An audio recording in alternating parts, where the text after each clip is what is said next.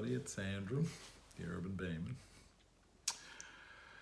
Oh boy, now, I said a long time ago that I would apologize if the occasion, look, the occasion is always going to arise, guys. Seems that I'm always apologizing. Seems that I'm always pointed in the different direction. But yesterday I had a terrible fight with my brother. And I wouldn't say a terrible fight, but we had a great disagreement. And it was all about the Dame Green's new report, economic recovery report for the Premier of Newfoundland and Labrador. I read that document, and guys, look, Mark is right, all right? I look at it through a different lens, all right? My brother doesn't know what it's like. I've lived on the mainland on a number of occasions. I lived in Toronto in the early 90s. I moved to Vancouver in 2005. I lived in Toronto again in 2007, 2008. Right? I know what it's like to be a Newfie. Right? Because not only did I work on the mainland, guys, I worked blue collar on the mainland. Right? Don't get me wrong. I worked on Howe Street as well. But when I first got out there, forget blue collar. I was working no collar. Right? I was working in the film industry, and I know what it's like to be, you know, the preconceptions that come with being a Newfoundlander. To the extreme, when I first moved to Vancouver, I was at a restaurant, the little girl asked where I was from, and I had become so accustomed, right? So accustomed. If you just say that you're a Newfoundlander, I found that you were dismissed. And at that point, I would say, listen, I'll give you 20 guesses. Right? And I guarantee you're never going to figure it out because I'm the last thing that you expect to see from Newfoundland. With that in mind, Mark is right. All right. I'm reading Dame Green's report through those kind of lenses. And it's upsetting. Right? When I first read Dame Green's report, I'm just like, okay, yeah, no kidding. All right. We do have a spending problem. Thanks for pointing out the obvious. But I looked at that document. I was humiliated, right? I feel that there's too much shame, right? Like, yeah, you spent all your money. So what I'd like to start with, right, is what I tried to explain to my brother Mark yesterday, because the only shame, right, and there's no shame, right? The only thing we're guilty of is acting like Canadians, right? When we first started to receive those oil revenues, those royalties from our offshore oil. We have 4 producing fields off of our coast, right? When Mr. Williams was in power, right? When it was the first time in our history that we could, and when I say our history, because we've had lots of wealth over the years, but it was the first time in Canadian history that we were able to hold our heads high. It was the first time that we were recognized as a have province. And was it wrong for the man to share the wealth? Right at the time, like you got to remember, when I flew to Vancouver in 2005, the cover of the National Geographic magazine that I was reading that day said peak oil. Right? The world was in a quandary. And guys, we have billions of barrels sitting off of our coast. So was it wrong for Mr. Williams to be willing? And when I say Mr. Williams, it's not just Mr. Williams. A people as a whole, for the first time, yeah, we were spending money. It was like a lotto win. There's no doubt about it. Right? We expanded our government. Everybody had good jobs. Everybody was walking around with their head held high. Do we have a spending problem now? Yes, we could not have guessed, not in a million years, that we would have discovered shale energy. Right? That this green movement would have grown to the extreme that it has. That we would never see the price of oil come back and reflect the value, the wealth that we thought we had, an immense amount of wealth that would last for generations. We even, in fairness, right, to suggest that we did anything wrong, we even invested in a green energy project in Labrador. And I know it got out of control, right? I don't think anybody imagined that we would have spent that kind of money, right? There's no doubt, okay, we've made mistakes. But to humiliate us and to suggest that there should be any form of shame associated with this. I don't think that that's fair. And as a result, I was really, really angry. I got in a yelling match with my brother yesterday. Not a yelling match, but it was a very heated conversation. I've had an opportunity. One of the fortunate things, guys, my brothers, I'm really fortunate to have the family that I have, right? Really smart guys that can see things. Most importantly, they're emotionally mature, right? I have a tendency to get very passionate, to get very heated. I'm quick to temper. There's no doubt about it. And I was upset yesterday. Over the course of the day, right after my conversation with Mark, I was able to then speak to my cousin David. I've had a number of conversations. And when I got home last night, the paper that I was reading was about a gentleman in New Orleans, a fellow by the name of, I call him Chenye, but I just looked it up on the internet. Cherney, I think is how it's pronounced. So when I flew to Vancouver in 2005, when we were dealing with peak oil, when the US had no natural gas, this gentleman, I'm assuming he's a gentleman. I mean, I can assure you, look, guys, I've been following this guy for years and he's extraordinary. But when I was landing in Vancouver and I was kind of dabbling in the oil and gas industry, we were on these peripheries. We were aware of what was happening in the US. This man was developing an LNG receiving station in New Orleans, in Louisiana, right? LNG is liquefied natural gas. Right? It was peak oil. There was no natural gas. The price of natural gas was through the roof. This guy spent billions. And when I say this guy, he on behalf of his shareholders, right? He is spending an enormous amount of money to import natural gas in a liquefied state to be able to provide the US with its energy, a clean energy source, by the way. By the time the man finishes his facility, by the time their company, Chenye, I'm going to call it, okay, my apologies. Cherney Energy, by the time they finish this receiving station in New Orleans, wouldn't you know it, but we have developed the ability, this is when fracking comes into the equation. Guys, remember, fracking has been going on since we've been developing hydrocarbons, right? It's the way that, it's not a new technology. Right? It's not what's developed or allowed us to develop our shale energy in the States and just about anywhere else in the world that anybody, if they want to get at it.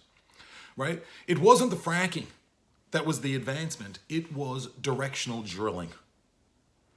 Right? Over the time that this man is developing his LNG receiving station, we perfect directional drilling. We discover what kind of energy sources we have in our source rocks, the Marcellus, but all of these shale developments or these shale resources that they have in the US, all of a sudden, the US has this abundance of natural gas, right? I've heard some ridiculous numbers, like 1,000 times more oil and gas than they've ever used by now going directionally out through our shale beds. Years ago, we'd go down into a shale bed, we'd punch through it, and we'd lose the resource.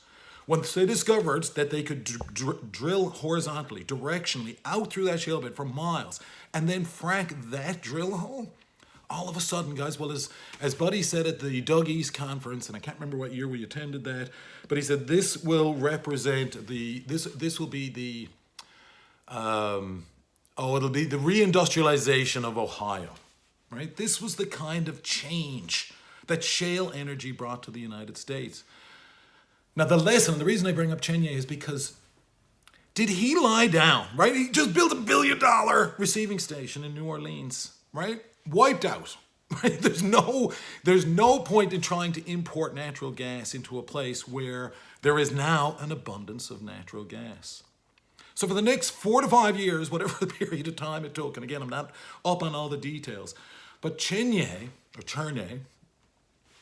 converts his receiving station into an export station.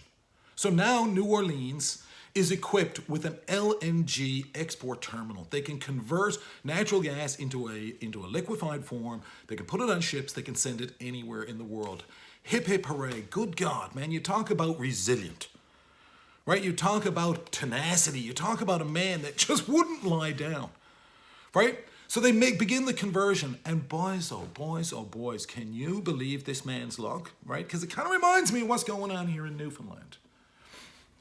4 years, 5 years later, whatever it is, right? All of a sudden, he finishes his now converted export facility at the exact same time that natural gas is no longer considered a part of the environmental future, the green future. Right, back in 2005, when we went up there, look, the green future included solar, it included wind, and it included natural gas. That was the combination. And when natural gas comes out in such abundance, all of a sudden, that's not considered a part of the green equation anymore. And I don't want to say this, and this is why, again, look, you got to remember, guys, I've been asked to run for politics 3 times. Twice provincially, once on a municipal basis, and every single time my family shut it down because I say things like I'm going to say right now. Right? All of a sudden, natural gas is not a part of the green equation anymore. Why? Well, you know why. Because it provided us with the solution based on the parameters of 4 years ago. In fairness, all right? And this is why, again, I'm apologizing to my brother because he's right. Right? Excuse me. It is still a hydrocarbon. And there are still greener ways. And yes, we can convert all of that natural gas into electricity. It's a far more efficient way. I agree. Look, the future of transportation is going to be electrical power, right? It's way more efficient. It's a way better car. It's way faster. It's got more torque. I don't know if any of you have ever driven a diesel engine, but a vehicle with a diesel engine. But imagine a diesel engine, all right, with way more power. It's way better, all right? That's the future of transportation. There's no doubt about it. But we are still going to require, right, hydrocarbons to make our plastics, to make the car, to be able to generate the electricity that is going to fuel our transportation in the future. Chenye creates an export facility at the same time that all of a sudden natural gas is no longer a part of the green equation. And again, does the man lie down?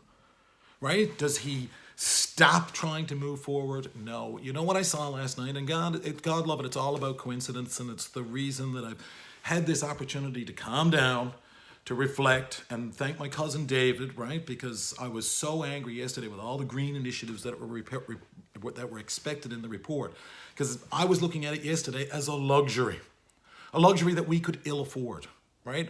I'm thinking we need to just get at our natural resources. And when we're in a country like Canada where everything is about natural resources, it's kind of difficult to sell a green equation. Unless you're really smart. Right? Unless you're really adaptive, unless you're a good politician. Because what Chenye has done, and it was just recently, guys, he sent his first load of carbon neutral LNG to Europe. Now, I'd love to meet his accountants because I can imagine there are some really creative accounting practices that have gone into that shipment, right? But it's obviously something that's been created using offsets. Right? And I don't even necessarily know if that's so good for the environment, right? It's you know, one of the fears that I have is that in our pursuit of trying to negate climate change, we're doing so much damage to our environment. I mean, don't forget, we ship recyclable containers all the way to Toronto, right? The carbon footprint that's associated with that is pretty tangly. I've often suggested that we use zero emission incinerators here in Newfoundland, right? We can generate electricity with those, but it's a hard one to sell in a green world. Chenye has managed to do that. And as my cousin David said yesterday, that's what Newfoundland really needs to do right now. So Dame Green, I'm thankful to you for pointing out these green initiatives. And I look forward to speaking with those of us in our community about how we can green up our opportunities, our resources, because we do have an abundance of hydrocarbons. We are going to continue to use those. We need plastics. We need them to make our cars. We need them to make wrappers. We need them to make containers. I mean, that's what plastics are made out of. It's out of hydrocarbons, and we have an abundance of that.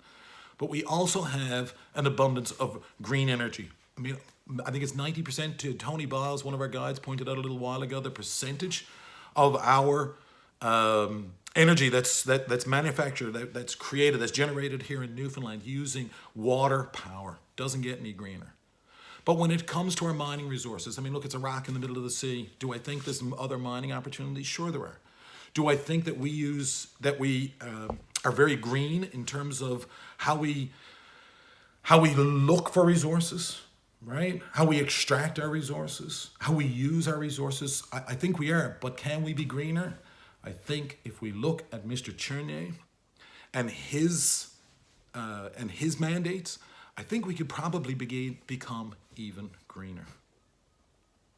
Guys, I really believe in Newfoundland. You have no idea. Well, maybe you do. Maybe from these videos you'll recognize just how passionate I am about this. You'll recognize what it means to me. When people come here, how much they love the people. I'm a man of the people, right? I've fished. I hang out. Like I said, I've worked blue collar. I've worked no collar. I know what it feels, and I know how important it is for us to hold our head up high.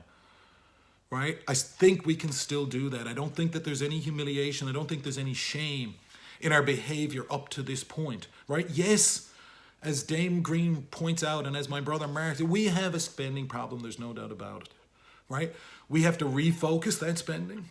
Right? We have to, yes, shift it into green opportunities. And when I say green opportunities, it's like Chernier. It's greening up the resources that we already have. Because I hope, it's good for my mind. I hope it's good for yours. I hope that we can carry this forward and that you will agree with me, because my brother is right. The Dame is right. And in the sense that, look, that's the way the world is headed, and we have to get with the program. Guys, I look forward to all of the opportunities that we can develop as a province. I look forward to all the opportunities we develop as a country. And the opportunity to, again, hold our heads high, to be able to stand with our fellow countrymen and know that we have done everything that we can to make this world better, to make it greener, to make it cleaner, to make it more productive, to make it more rewarding for everyone, not just now, but for future generations. I'm Andrew. I'm the Urban Bayman. I hope you subscribe to our channel. Again, look, I'm all about apologies. Maybe this makes no sense, but at this point right now, it's at least allowed me an opportunity to get something off my chest. Thanks to all. Subscribe to our channel.